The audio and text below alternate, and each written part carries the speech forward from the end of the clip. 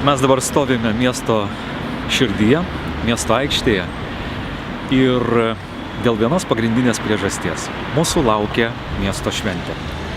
Tai yra pagrindinė metų šventė mūsų rajone. Ir aš labai kviečiu visus žmonės, visus verslo atstovus, prekybininkus, mūsų kavines, restoranus, viešbučius pabusti, ruoštis miesto šventei, nes laukia labai daug renginių, laukia labai daug įvairiausių užsiėmimų. Šiais metais šventė truks 4 dienas, prasidės rugsėjo 22 dieną ir baigsis 25 dieną kartu su Švento Mato atlaidais. Ir ketvirtadienį 22 dieną mes pakelsim miesto vėliavą. Įvyks miesto aikštėje įvairūs koncertai, muzikos mokyklos choro pasirodymai, populiariosios klasikos pasirodymai, instrumentinės muzikos pasirodymai, vėliavų tokia pilietinė akcija su gražia eisena, į kurią kviečiame dalyvauti visas miesto ir rajono organizacijas, bendruomenės. Ir apie tai skelbsime artimiausiamis dienomis atskirai mūsų spaudoje ir socialiniuose tinkluose. Toliau mūsų laukia rugsėjo 23 diena ir tai bus teatro, literatūros ir kino diena, kuri vyks prie kultūros centro.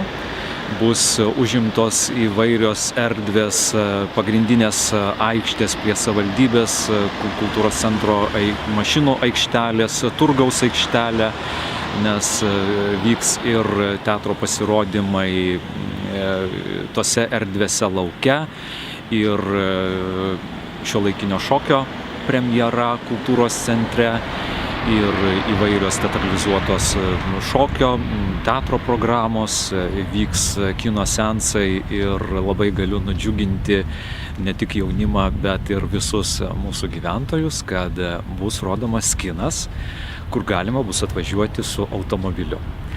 Tai todėl mūsų teritorija tokia penktadienį yra plati ir žinoma, aikštelėse bus imamas simbolinis bilietas automobiliams, nes natūralu vietos nėra tiek daug ir galėsim sutalpinti ribotą skaičių automobilių.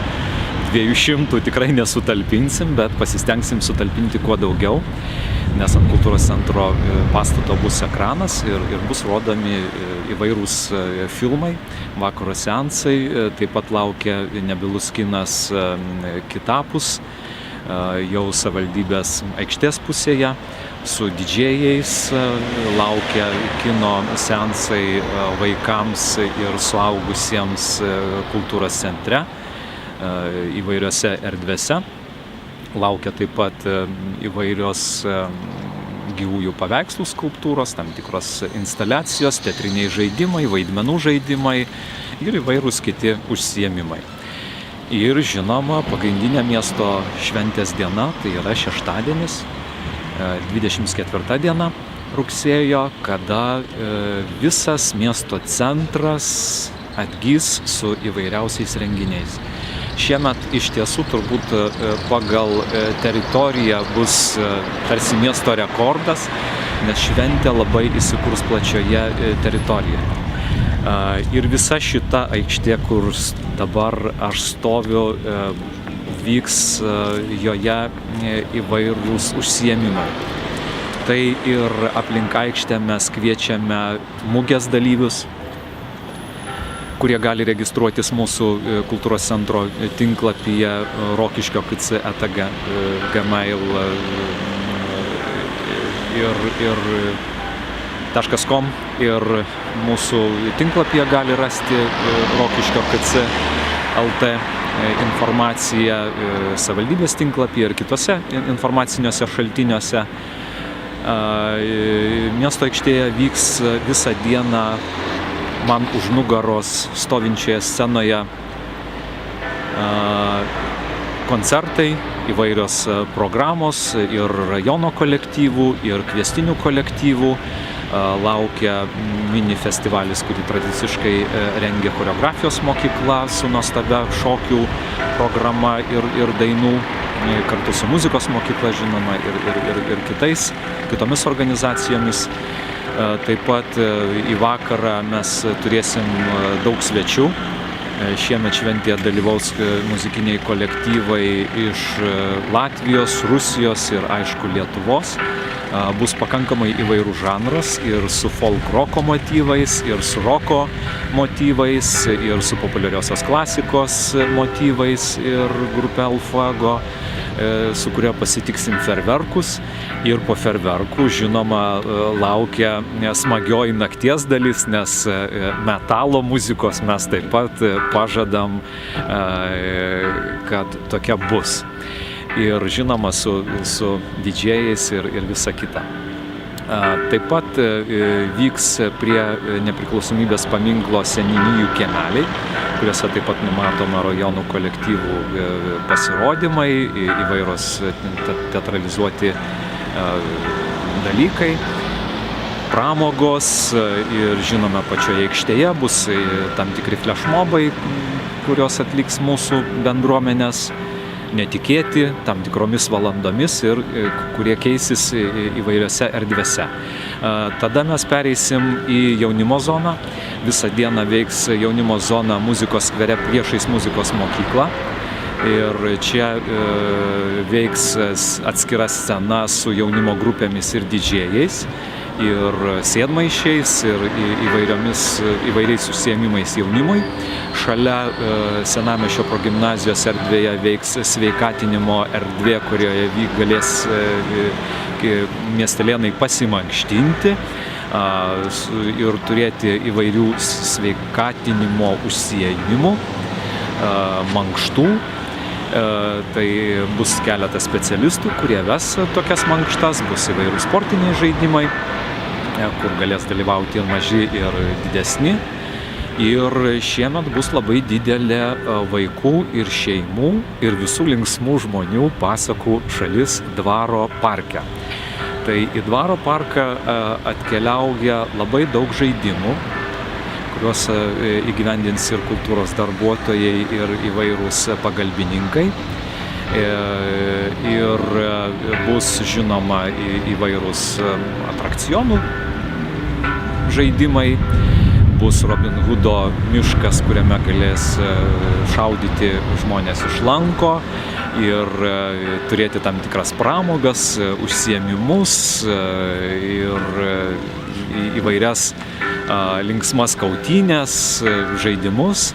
Ir šiemet laukia prie etnografinių sodybų įvairūs taip pat užsiėmimai, susitikimai su pasakoriais, įvairūs liaudies žaidimai ir pašokimai. Ir, žinoma, kas labai patiks ir mažiems, ir dideliems, labai daug pasakų gyvūnų.